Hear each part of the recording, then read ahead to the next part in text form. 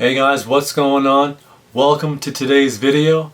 I'm here rocking my Famous Monsters Slipknot collaboration limited edition t-shirt because in today's video I'm going to be unboxing the newest issue of Famous Monsters magazine. Let's open this up and take a better look at it.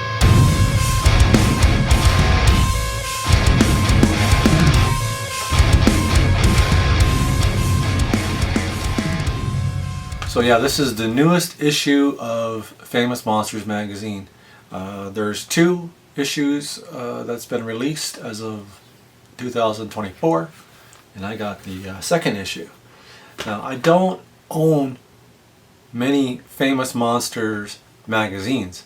I have quite a few Fangoria, and I also have a Fangoria t-shirt as well.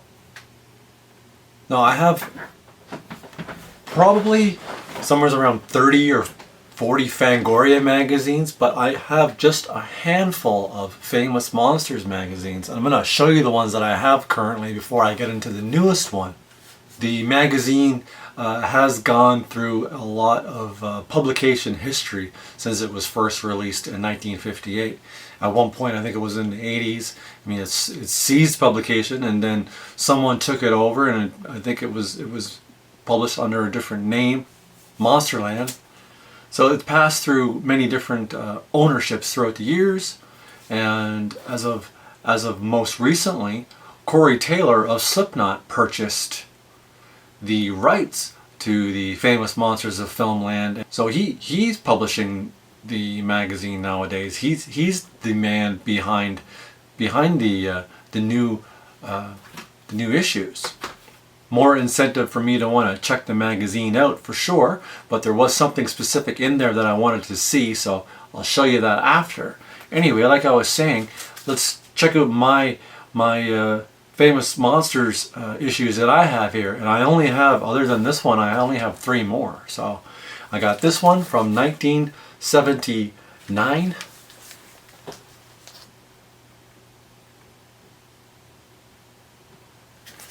With Nosferatu on the cover, and this was from the Werner Herzog, not remake, but his version of it. I don't know if I would consider his movie a remake, but it was definitely his own take on it, which is pretty good. I have it here in my collection as well.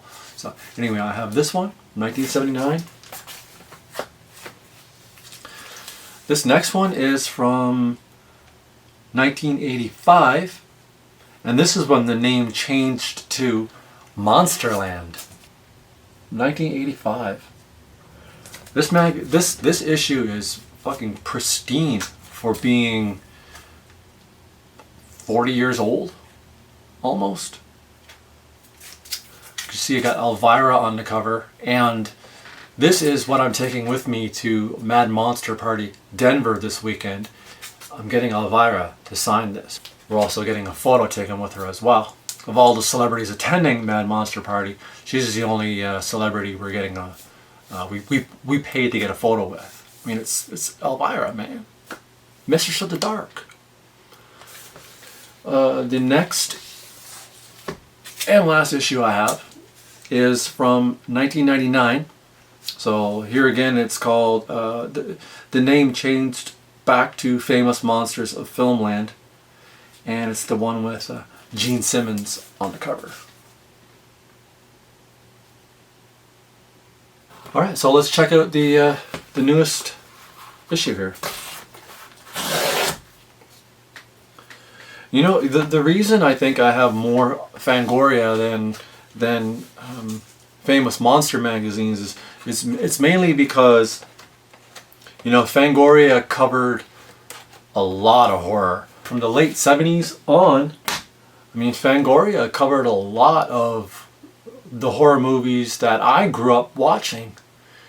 The issues that I have, you know, have like Michael Myers on the cover, Freddy Krueger, you know, and they were characters from movies that I were very familiar with.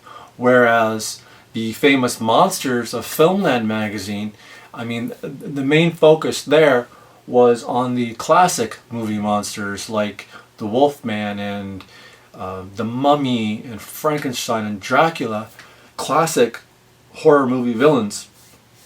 I mean, the first issue was published in 1958, so that tells you there. I mean, it came from a different era, but it was definitely the the OG horror magazine. I'm sure if there wouldn't have been a Famous Monsters magazine, there probably wouldn't have been a Fangoria magazine. And also, I mean, you got behind Famous Monsters of Filmland magazine was, Forrest Ackerman, who was like the original horror memorabilia collector.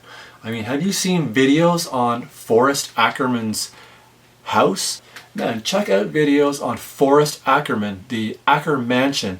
That guy's house was just like covered, ceiling to floor, with horror memorabilia of props and items that belong to people like Bela Lugosi and Boris Karloff. Like, he was really into it, so he was a big fan, and he was the mastermind behind the original Famous Monsters of Filmland. So anyway, here is the newest issue.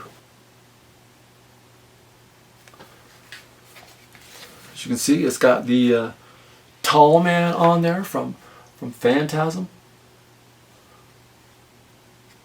late 70s on into the 80s franchise. I love how it's got up here in this corner Freddy Krueger. That's Freddy right there, because inside it has a article, Freddy turns 40, which is precisely why I grabbed this one.